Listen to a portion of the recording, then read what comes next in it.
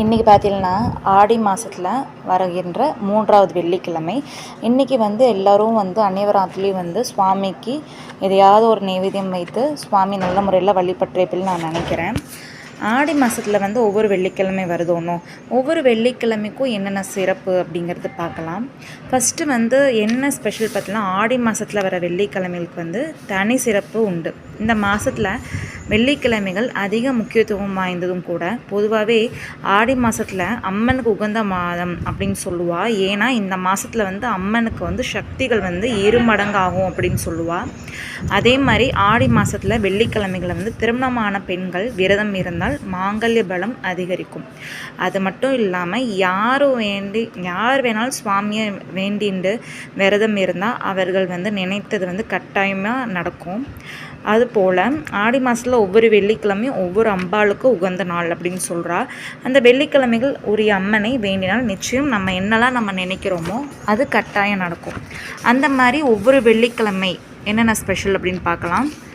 ஆடி மாதத்தில் வர முதல் வெள்ளிக்கிழமை. ஆடி மாதத்தில் முதல் வெள்ளிக்கிழமையானது சொர்ணாம்பிகை அம்மனுக்கு உரியது.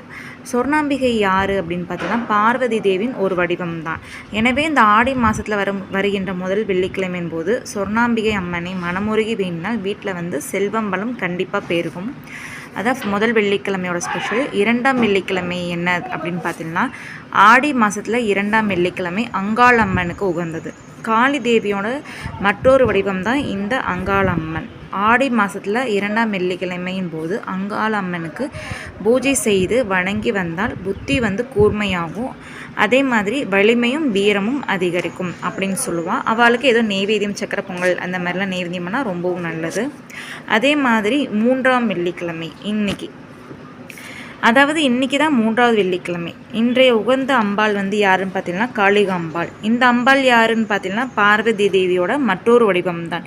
காளிகாம்பாள் 3வது வெள்ளிக்கிழமையில் வேண்டிண்டு நல்லபடியாக அவளை வணங்கினா நமக்கு தைரியம் அதிகரிப்பதோடு ஆரோக்கியம் மேம்படும் அப்படின்னு சொல்கிறா. அதே மாதிரி 4ஆம் வெள்ளிக்கிழமை, ஆடி மாதத்தோட 4ஆம் வெள்ளிக்கிழமையானது காமாட்சி அம்மனுக்கு உகந்தது. இவர் சக்தியின் ஒரு வடிவம். இவரை ஆடி மாதத்தில் 4ஆம் வெள்ளிக்கிழமையின் போது வணங்கினால் நம்மை சுற்றியுள்ள தீய சக்தி நீங்கும், திருமண தடை அகலும். அதே மாதிரி குழந்தை பாக்கியத்துக்காக காத்திருக்கிறவா கண்டிப்பாக இந்த மாதிரி சுவாமியை விரதம் இருந்து நல்லபடியாக வேண்டினால நீங்கள் கண்டிப்பாக நீங்கள் நினச்சது எல்லாமே நிறைவேறும். ஆடி மாதத்தில் அம்மனை வழிபட்டு அனைவருக்கும் சிறப்பான நலன்கள் பெறதுக்கு என்னுடைய வாழ்த்துக்கள். நீங்களும் அனைவரும் நல்லபடியாக சுவாமியை வேண்டிக்கோங்க.